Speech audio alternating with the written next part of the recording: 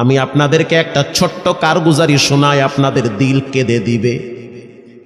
2016 সালের ঘটনা। তখন ঢাকায় মোহাম্মদপুর আমি খতমে তারাবির জন্য 2 জন হাফেজ নিয়োগ দেওয়া হবে কেন্দ্রীয় মসজিদে।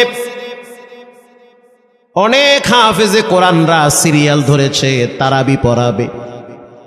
কার মনে না চায় এত বড় এক মসজিদে আমি যদি চান্স পাইতাম তো আমার কপালটা খুলে যেত। শুক্রবার দিন সবাই দরখাস্ত রাখলো, ইন্টারভিউ শুরু হয়ে গেল। পরের জুমায় অসংখ্য ছাত্রদেরকে দেখছি খতমে তারাবির জন্য ইন্টারভিউ সিরিয়াল দিয়েছে।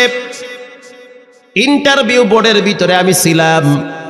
কয়েকজন হাফেজকে আমরা সিলেকশন করছি যে এদেরকে নেওয়া হবে। এদের তেলাওয়াত সুন্দর, পড়াও বড় মজার। আমরা কাগজগুলো এক জায়গায় জমা করছি। পরের জুমায় আমরা ঘোষণা দিয়ে দিব কোন মায়ের সন্তান চান্স পাবে। পরের জুমায় যখন জুমার নামাজের পর 3টার দিকে যখন আমরা বসে বসে ফলাফলগুলা দেখতেছি যে কাকে কত নাম্বার দেওয়া হয়েছে, দরওয়াজা লাগায় দিছি, জানলা লাগায় দিছি, এসি ছেড়ে দেওয়া হয়েছে, সব লাগানো, বাহির থেকে কিছুই দেখা যায় না। ইন দি মিন টাইমে মসজিদের বারান্দার দরওয়াজায় কে যেন নক করতেছে। খাদেম সাহেব আস্তে করে জালনা খুইলা উকি মাইরা দেখতেছে যে 2টা ছোট বাচ্চা বাহিরে দাঁড়িয়ে আছে, একেবারে অল্প বয়স। খাদেম প্রশ্ন করলো, তোমরা কারা, কেন আসছো? বলে, আমরা 2 জন আসছি খতমে তারাবির ইন্টারভিউ দেওয়ার জন্য। খাদেম সাহেব একবার পায়ের দিকে তাকায়, আবার জামার দিকে তাকায়, কারণ কথার সাথে বাহ্যিক সুরত মিলে না। অন্য অন্য ছাত্রদেরকে দেখছি কত উন্নত পোশাক পরে, গেট আপ কত সুন্দর করে ইন্টারভিউ দেওয়ার জন্য আসছে। আর এই 2 জনের দিকে তাকায় দেখলাম মনে হয় রাস্তায় ভিক্ষা করতে করতে আইছে। মানায় না, একেবারে গরিব। খাদেম বলল, ইন্টারভিউর ম্যাচ শেষ, চলে যাও বাড়িতে, নেওয়া হবে না। যাদের ব্যাপারে পরীক্ষা নেওয়া হয়েছে তাদের ব্যাপারে ঘোষণা দেওয়া হবে। বাচ্চা 2টা নাসরবান্দা বলতে আছে, আমাদের তো টাকা নাই যে আমরা ভাড়া দিয়ে এখানে আসব। বাবায় বড় কষ্ট করে 2-4টা টাকা জমা কইরা পকেটে দিয়া পাঠায় দিছে, এজন্য আসতে দেরি হয়েছে। খাদেমের বড় মায়া লাগছে, কারণ খাদেমও গরিবের সন্তান। ভিতরে গিয়া মুয়াজ্জিম সাহেবের বলতে আছে, ও ভাই, বাহিরে 2টা বাচ্চা দাঁড়ায় আছে, ওরা নাকি হাফেজে কোরআন, কিন্তু দেখলে তো মানায় না। মুয়াজ্জিম সাহেব ধমক দিয়া বলতে আছে, কোনো সুযোগ নাই, তাড়ায় দাও। খাদেম গিয়া ইমামের কানে কানে বলতে আছে, হুজুর, বাহিরে 2টা বাচ্চা দাঁড়িয়ে আছে, চেহারার ভিতরে এত মায়া, কিন্তু বাহ্যিক সুরত মিলে না, ওরা নাকি কোরআনের হাফেজ। পাশেই তো রহমানিয়ার মুহাদ্দিস সাহেব বসা আছে, তিনি বলতে আছে, কি ব্যাপার, ফিস ফিস করে আপনি কি বলতেছেন? বলে, হুজুর, বাহিরে 2টা বাচ্চা দাঁড়িয়ে আছে, তারা খতমে তারাবির ইন্টারভিউ দিতে চায়। মুহাদ্দিস সাহেব বলল, কোনো কথা নাই, আল্লাহর ঘরের দরওয়াজা খুলে দাও, এখানে কোনো পার্সিয়ালিটি চলবে না। আল্লাহর ঘরের দরওয়াজা সবার জন্য খুলে দেওয়া হবে, আসতে দাও, ভিতরে বসতে দাও। যদিও ওদেরকে দেখতে মানায় না, বংশগত তেমন মর্যাদা নাই, ভিতরে আল্লাহর কোরআন থাকার কারণে আমাদের উপরে ওয়াজিব হয়ে গেছে তাদেরকে সম্মান করা। কোন দিক থেকে মানায় না, কিন্তু ভিতরে আল্লাহর কোরআন আছে, এজন্য তাদের মর্যাদা অনেক বেশি। এবার বাচ্চা 2টা বাহিরে উজুখানায় গিয়া সুন্দর করে উজু বানাইল।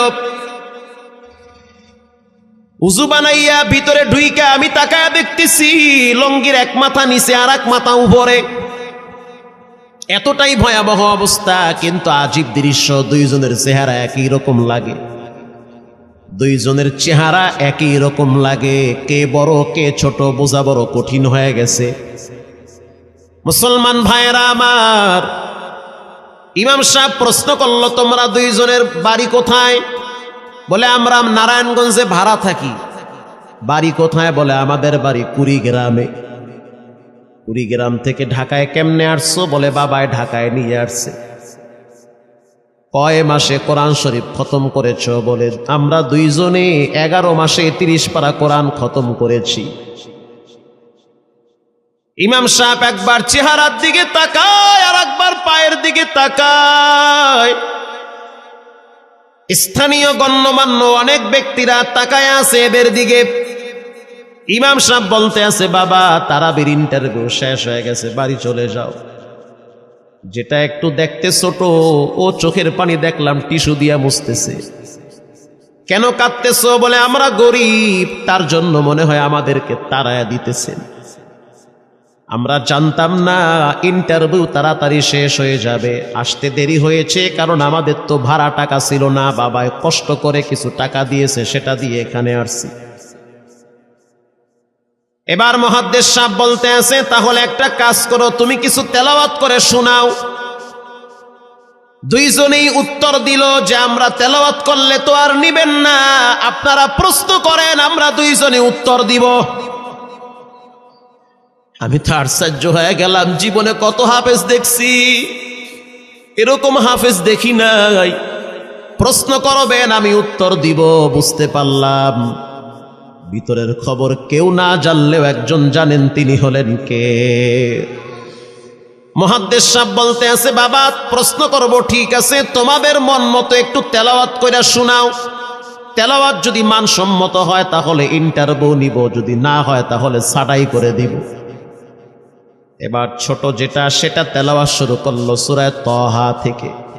তাহা মা আনজালনা আলাইকাল কুরআনা লিতাশকা। এত সুন্দর পড়া মনে হইতে আছে, আসমান থেকে কোরআন নাজিল হইতেছে।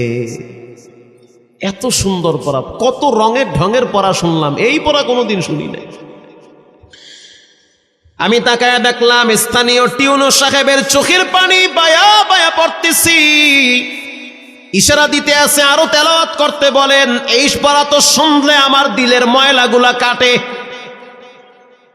আল্লাহর ঘরে যখন গেছি, বাইতুল্লাহ ফজরের টাইমে ইমাম সাহেব তেলাওয়াত করলে যেমন মনে হয়, মনে হইতে আছে ওই কোরআনের আওয়াজটা এখন এই মসজিদে বাজতেছে।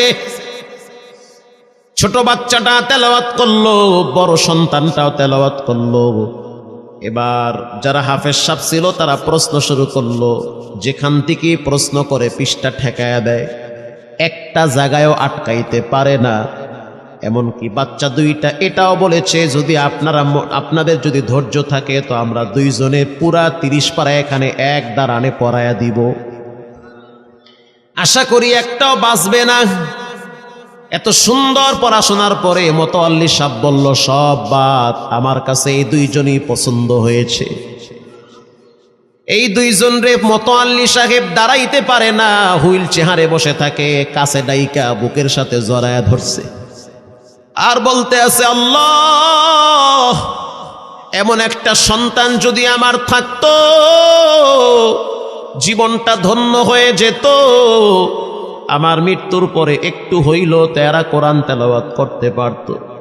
নিয়োগ হয়ে গেল, তারাবি শুরু হয়ে গেছে। মোহাম্মদপুর থানায় গিয়ে খবর নিয়ে দেখেন, অনেক পুলিশরা এই বাচ্চার পিছনে দাঁড়ায় দাঁড়ায় নামাজ পড়ে চোখের পানি ছেড়ে কেঁদেছে।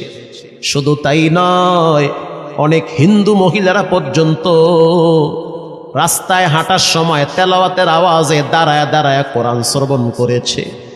শুধু তাই নয়, অনেক বড় বড় ডাকাত, মাস্তান, সন্ত্রাস, কিশোর গ্যাংয়েরা পর্যন্ত দাঁড়ায় দাঁড়ায় কোরআনের আওয়াজ শুনেছে।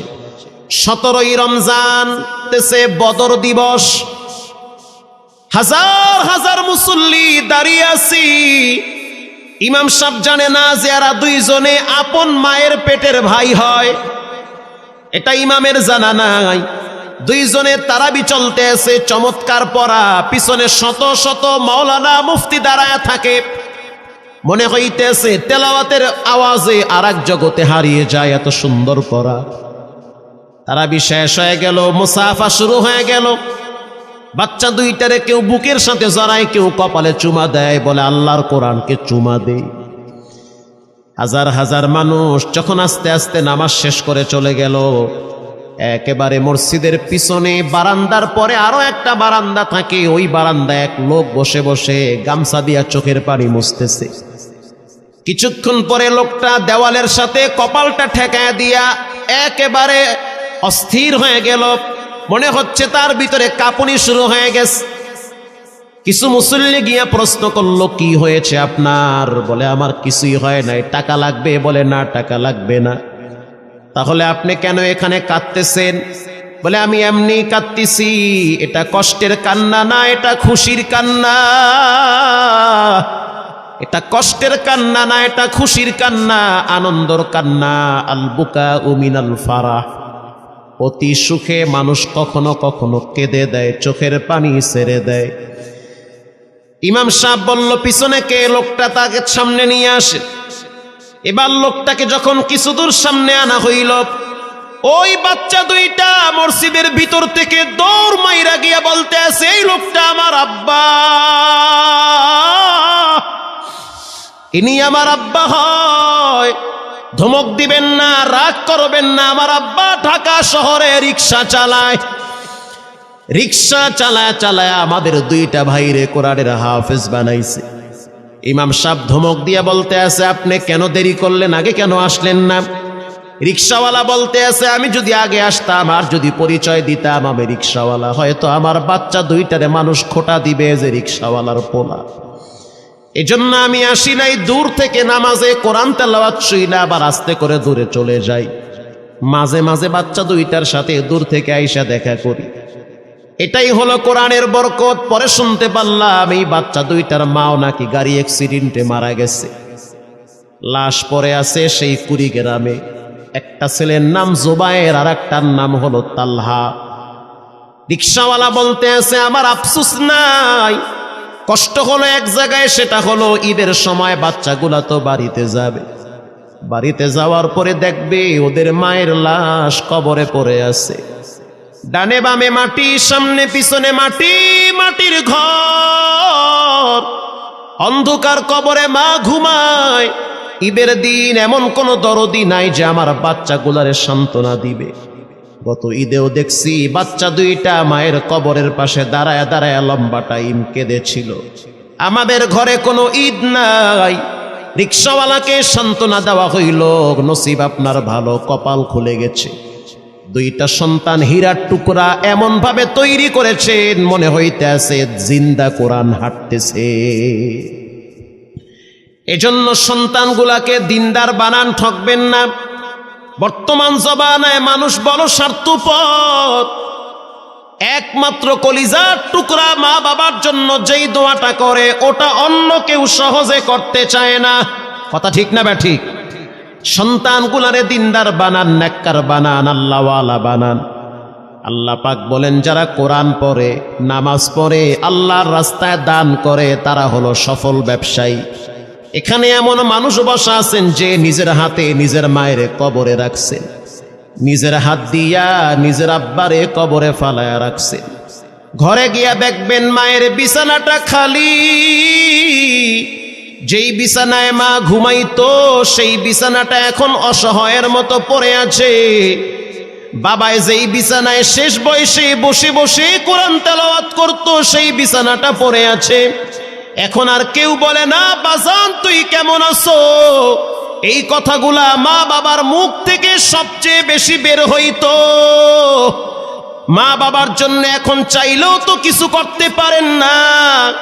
আজকে যদি আপনার মা বাবা থাকতো, খাওয়ানো লাগতো, চিকিৎসা করার লাগতো, অসুস্থ মাকে নিয়ে ভোলা মেডিকেলে যাওয়া লাগতো, অসুস্থ আব্বারে নিয়ে লঞ্চে করে ঢাকা মেডিকেলে যাওয়া লাগতো।